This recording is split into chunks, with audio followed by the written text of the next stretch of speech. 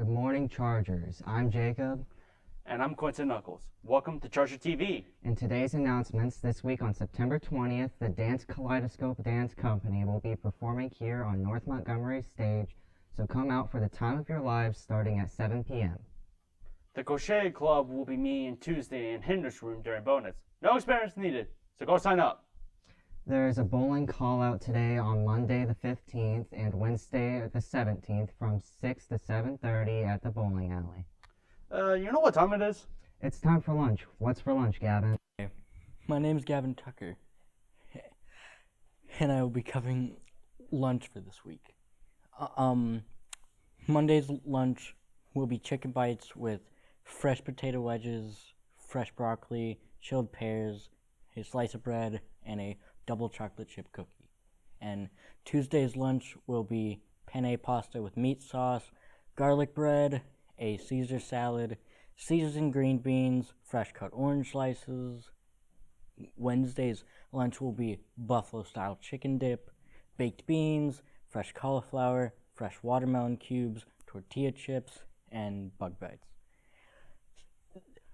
Thursday's lunch will be turkey noodles, mashed potatoes and gravy, baby carrots, and ranch with chilled peaches and a warm dinner roll. Friday's lunch will be pizza / a veggie pizza option, steamed carrots, fresh red peppers, warm spiced apples, and a frozen fruit slushie.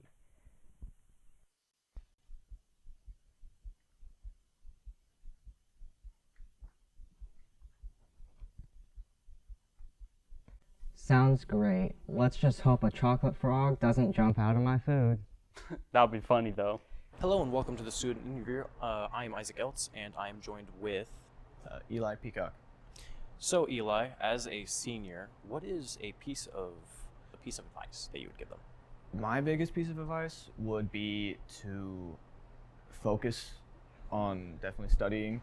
I had a big issue where I would kind of just let the year play out, and then I would be stuck during the end of the semester trying to do everything I could to keep my grade from not failing. So definitely stay on top of assignments and grades, and also don't really stress about like tests and stuff like that, as long as study the material, you should be fine. Now I'm joined with Lars White.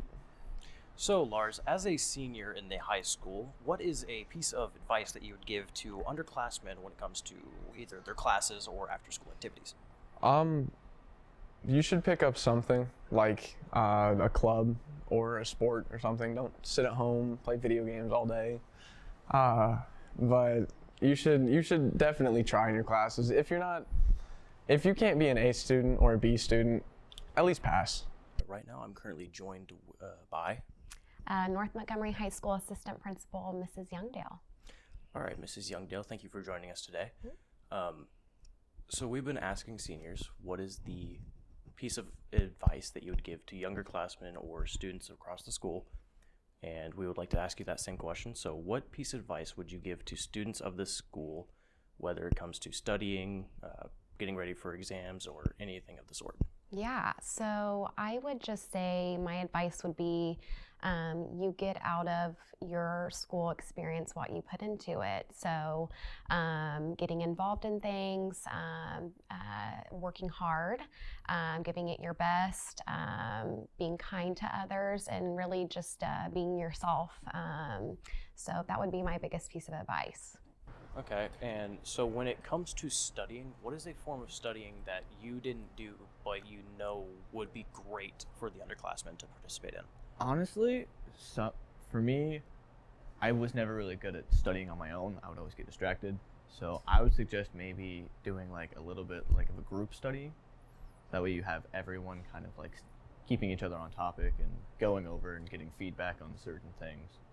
And so when it comes to passing classes, as a way of branching off, what is the best way that you would say is to study or prepare for tests or exams? Do what your teachers tell you. If there's a study guide, do the study guide. I never did the study guide, and I'm working harder because of it. So. And when it comes to the importance of being kind to others, what is the biggest impact you've seen from people being kind to each other? I think it's just lifting other people up, whether it's telling people that they did a good job, or I think it's a mood booster instantly, and I think it does a lot for the culture of the school as a whole. So, In which way are you working harder?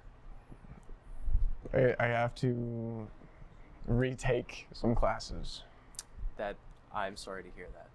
Well, that will be all for student interviews today for Charter TV. Thank you for joining us. Have a nice day. Bye. Very insightful. Well, thank you for joining us today, Mrs. Youngdale. Yeah, thank you for having me. All right.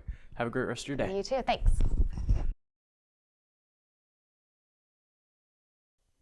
Hello, Chargers. Taking a look at the weather for today, you'll see some sun with a high of 89 degrees and a low of 61 degrees. This coming week, you can expect to see some hotter temperatures with highs in the upper 80s and lows dipping into the low 60s.